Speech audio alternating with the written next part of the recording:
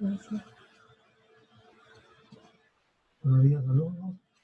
Vamos a iniciar la clase virtual correspondiente al área de ciencias sociales en la asignatura de Historia del Perú para el segundo año. El tema que vamos a desarrollar está relacionado al Tahuantinsuyo en el aspecto político, social y económico.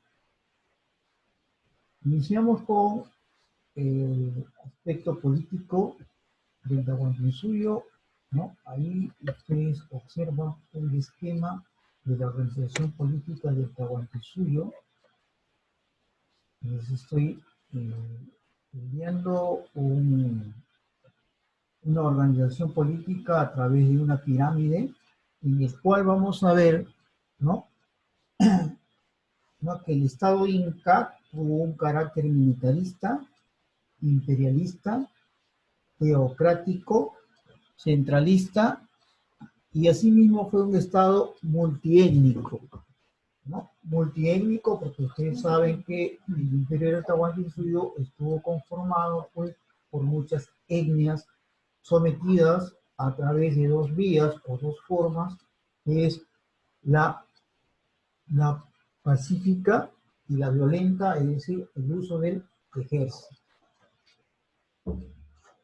Viendo el cuadro, la pirámide política, vamos a ver que en el primer campo, en el primer nivel, vamos a ver al Inca, ¿no? El supremo y divino gobernante, cuyos títulos en quechua era el Zapa Inca, ¿no?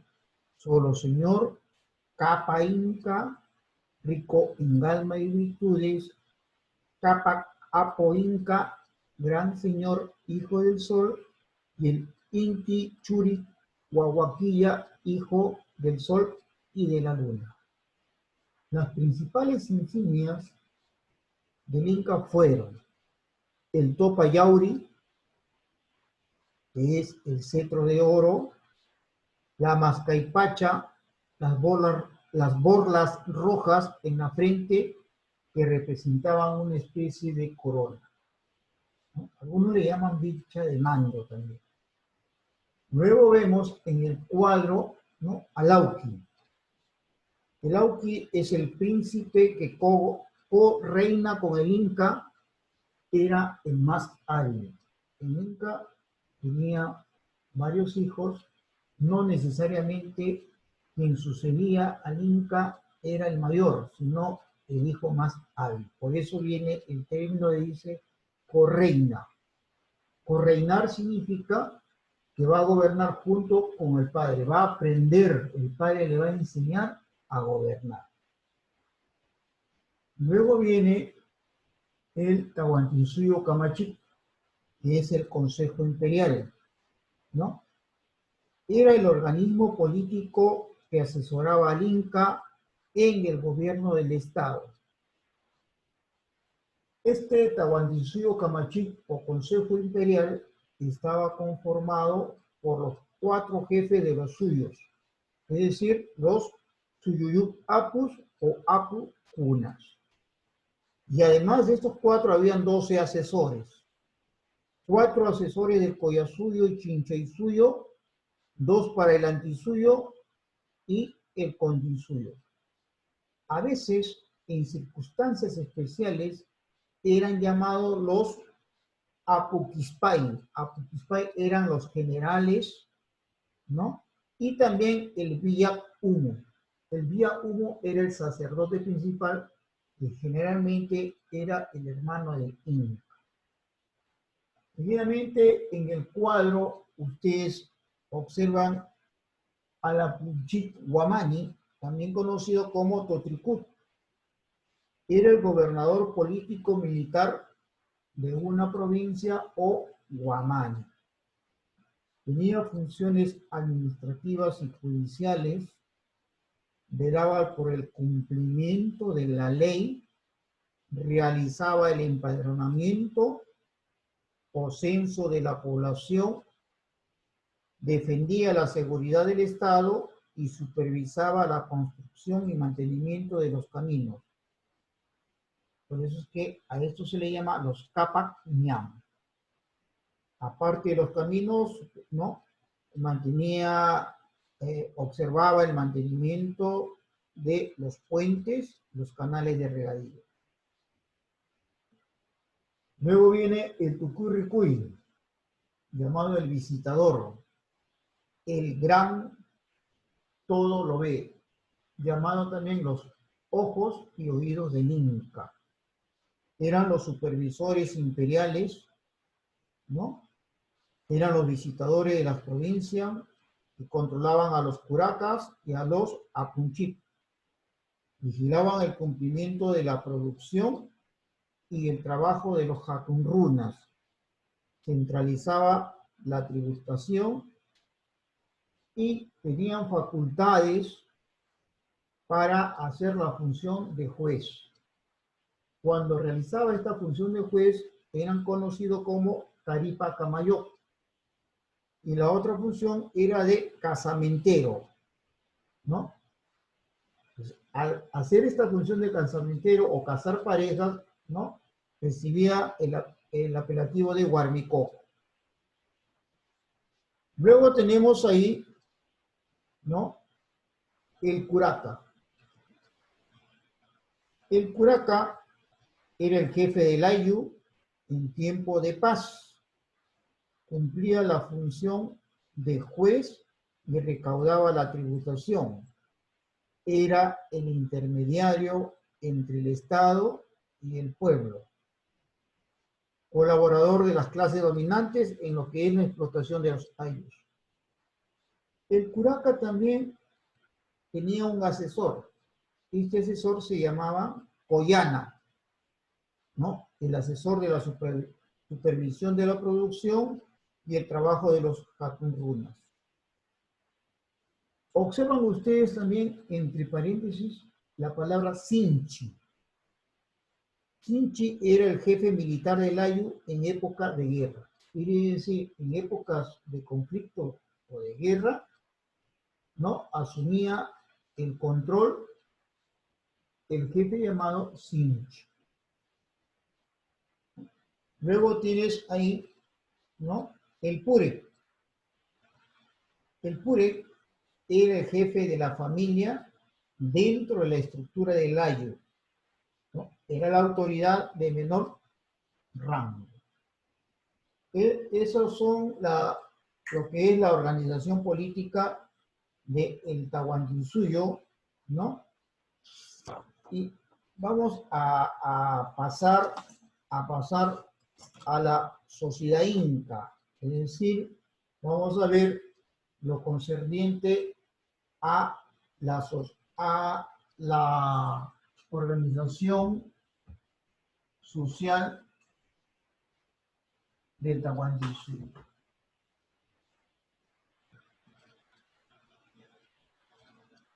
Vamos a ver para que ustedes lo puedan observar bien. A ver. Ahí.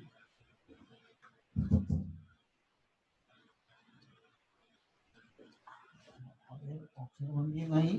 Vamos a ver esta parte. Organización social inca.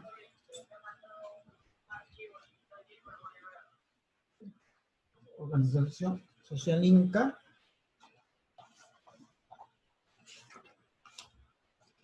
¿No? Las características de la sociedad inca, ¿no? Vamos a ver tres características muy importantes. Tres características muy importantes de esa organización social inca.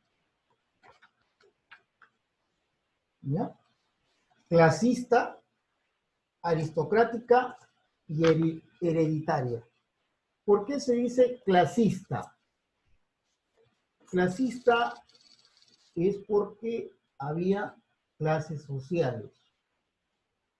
Aristocrática porque el poder recaía en un pequeño grupo de familia. Y hereditaria porque al morir el inca, el jefe, el poder pasaba al hijo. ¿Ya? Ya te he explicado en la parte política que quien reemplazaba al Inca era el hijo más hábil, no necesariamente el mayor. Fueron tres características muy importantes de esta sociedad inca. Recuerda, clasista, aristocrática y hereditaria. Si tú observas el cuadro, ¿no? Vamos a tener al Inca, ¿no? Al Inca y su panaca, ¿no? Lo que se conoce la panaca real o nobleza de sangre. Observa ahí, observa el Inca, Ilauqui y la esposa oficial llamado Coya. La Coya fue la esposa oficial. El Inca tenía muchas mujeres, pero de esas mujeres, la oficial era la Coya. ¿Ya? Ahora, la nobleza de sangre que ustedes observan acá, la nobleza de sangre, ¿no? Se encontraba conformada por el Inca reinante junto a su familia y por los descendientes de los ayllus fundadores del Cusco. Por eso que aquí vamos a hablar de lo que es la familia real. La familia real, ojo, familia real, estamos hablando Inca, Auqui, Coya. Vamos a hablar del Zapa Inca o Intichuri, que es el máximo exponente social, un personaje semidivino por su condición de hijo del sol. Al Inca nadie podía mirarle a la cara. Cuando él era llevado por las calles, habían personas, sobre todo mujeres, que acompañaban al Inca y cuando el Inca escupía, ellas ponían sus manos. ¿Ya? El Inca era el intermediario entre la tierra y las fuerzas divinas. El Inca reinante establecía su propia panaca. Vuelvo a repetirte, Coya, esposa oficial, Auqui, el príncipe soltero, Yusta era la princesa soltera, Paya, la princesa casada, Piwi era la esposa secundaria del Inca y Piwichuri, los hijos legítimos del Inca. Acá tienes a los panacas, ¿no? Llamados orejones. Orejones fue el término que le colocan los españoles porque cuando llegan al Cusco lo van a encontrar pues con unos pendientes o aretes enormes. ¿Ya? Le llamaban los orejones. Los panacas, conformado pues por los descendientes de cada uno de los soberanos incas, de entre ellos se seleccionaban los cuadros de mando para el gobierno del Tahuantinsuyo, es decir, los principales cargos del Tahuantinsuyo salían de este grupo, de los panacas. La función principal de los panacas fue mantener la memoria del soberano o del Inca fallecido y además administrar sus bienes o sus tierras. Luego tienes acá, según el cuadro, viene la nobleza de privilegio conformado por la nobleza provinciana y la nobleza de recompensa. La nobleza provinciana, o también llamada nobleza advenediza, ¿no? Estaba conformada por los reyes o curacas que habrían sido incorporados al Tahuantinsuyo y se les permitía tener una serie de privilegios siempre y cuando fueran leales al Inca.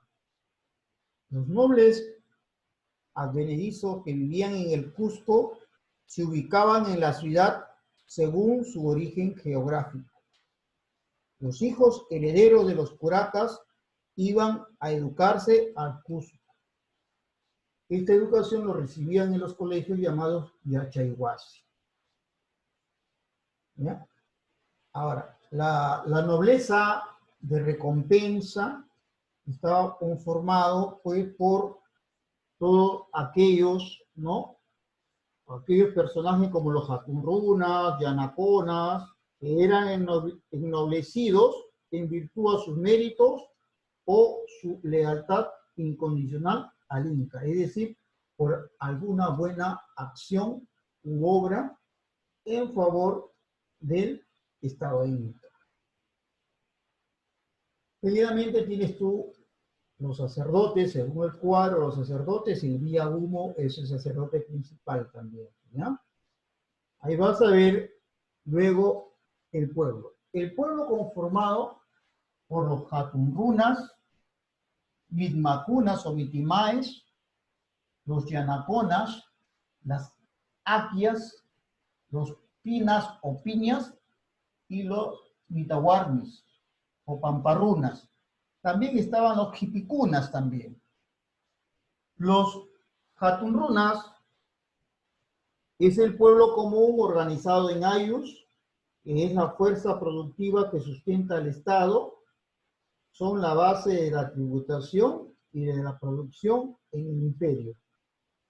Son usufructuarios de la tierra, prestan obligatoriamente el servicio militar obligatorio.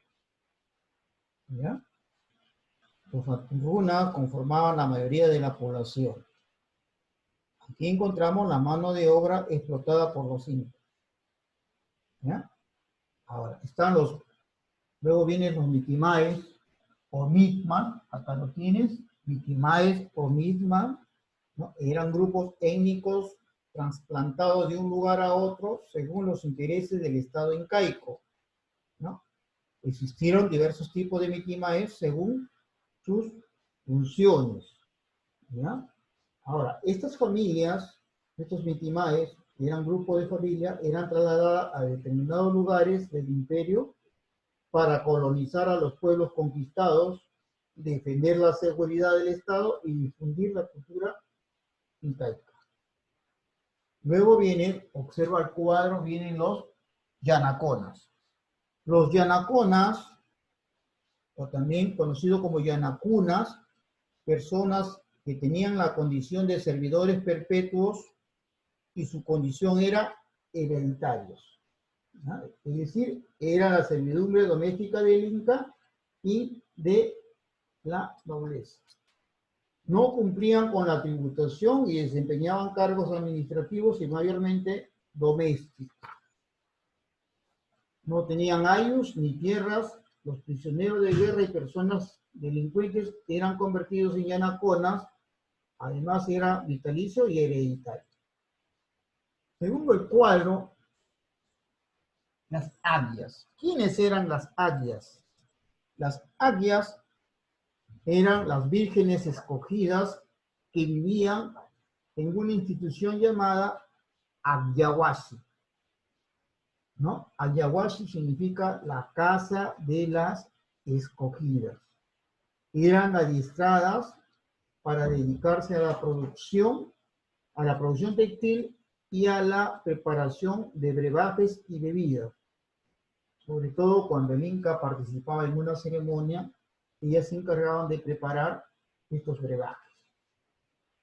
Algunas de ellas eran destinadas a ser las concubinas y esposas de los nobles y otras eran destinadas al sacerdocio del sol. Por eso es que se le llamaba vírgenes del sol.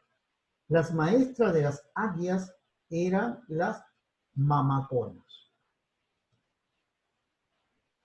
Seguidamente vamos a ver a los piñas o también pinas, ¿no? Eran los prisioneros de guerra, terminaban algunos siendo sacrificados, otros convertidos en yanaconas, ¿no? Importante saber que Huayna Cápac a muchos de ellos los mandó a la selva alta a sembrar coca, ¿ya? Es decir, los piñas eran grupos de personas sometidos a una condición de esclavos. Luego viene las mitawarmish, ¿no? O pampacunas. Se especula que eran mujeres dedicadas a la prostitución, eran marginadas sociales, servían a los hombres solteros y a los soldados. La prostitución era promovida y regulada por el Estado. ¿Ya? Estas mujeres, los mitawarmes, no podían ingresar a las ciudades. Y algunas de ellas ingresaban a las ciudades, las mujeres de ese pueblo le tiraban piedras y incluso las llevaban a matar. Ellas vivían en el camino, ¿no? En los caminos vivían. Los varones casados estaban prohibidos de mirar a estas mujeres. También es importante conocer que aquí se encuentran los tipicunas.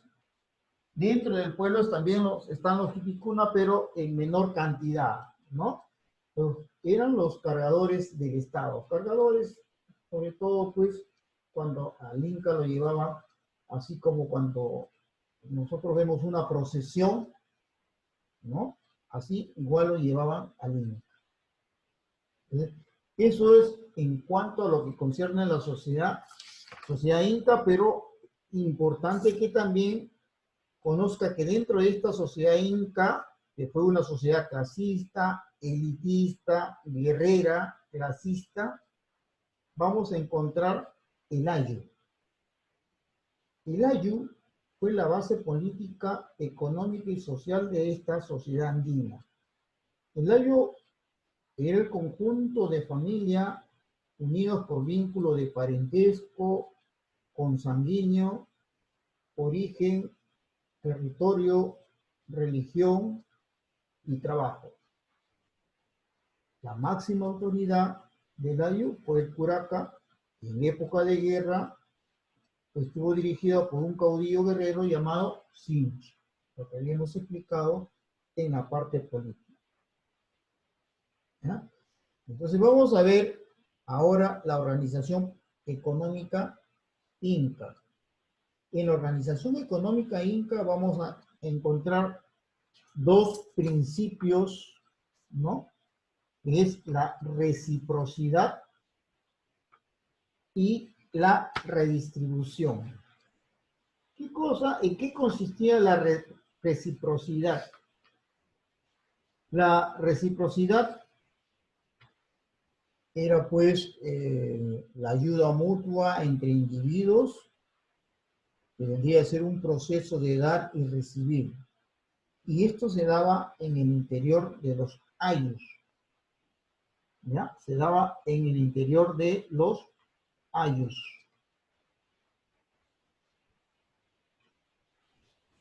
Lo que es la redistribución, ¿no? Era la reciprocidad impuesta por el Estado incaico, ¿no? Supone una jerarquía donde interviene el Estado y los ayllus. El enlace entre ellos era el curaca. El Estado entregaba tierras y materias primas a los ayllus de acuerdo a sus necesidades, y los ayllus debían entregar parte de la producción y su trabajo al Estado. ¿Ya? Es algo muy importante que tú tienes que conocer, ¿no? Dentro de las actividades, ¿no? Vamos a ver, por ejemplo, la agricultura, que se va, ¿no? Que se va a regir bajo los principios que habíamos explicado, ¿no? Está la ganadería, en la domesticación de los auquenios o camellos andinos, como le llaman, en los cuales van a saber aprovechar y clasificar a las llamas por su carne, por su lana y para el transporte. Aprovecharon la carne y la lana de la vicuña. El cuero de los auquénidos era utilizado para hacer ujutas o prendas de vestir. Inclusive hasta los excrementos eran utilizados como abono. Aprovecharon también la carne de los cérvidos, venado, tarugo, y del cuchi. El cuchi es el cerdo andino, el cuy, la vizcacha y de aves como las perdices. La cacería fue selectiva y hubo dos formas, ¿ya? Hubo dos formas en lo que fue la cacería. Ahí vamos a ver, por ejemplo, el chaco o chacu, que consistía en rodear a los animales para cazarlos, ¿ya? Se hacía una cadena humana, ¿no? Y se iba encerrando a los animales, ¿no? Y aquellos que quedaban en el centro eran capturados. Pero el chacu fue una caza que tenía que ser autorizado solamente por el INCA. La otra forma de caza fue el caico, que consistía en encerrar a los animales en las quebradas o en los cerros de bosque natural. Ese fue el caico. En lo que es el comercio, vamos a ver, pues, que consistió en la distribución y circulación de bienes en base al intercambio, es decir, en base al trueque. Estos trueques o estos intercambios eran realizados en unas ferias llamados catus. ¿Ya? El tributo. El tributo fue general y obligatorio para el pueblo, se pagaba en productos o trabajos. En cuanto a las clases de tierras, ¿no? Vamos a tener las tierras asignadas, que eran las que el Estado entregaba a cada padre de familia, o puri, se le llamaba topos, que aproximadamente equivalía a 2.700 metros cuadrados. Se entregaba un topo por esposo y medio topo por esposa. Luego vienen las tierras comunales, que eran entregadas al ayo o a la comunidad, se le llamaba sapsi. Era trabajada por temporadas bajo la dirección de los poyanos. Tanto los topos como de los saxis, los campesinos tenían que pagar tributos al Estado.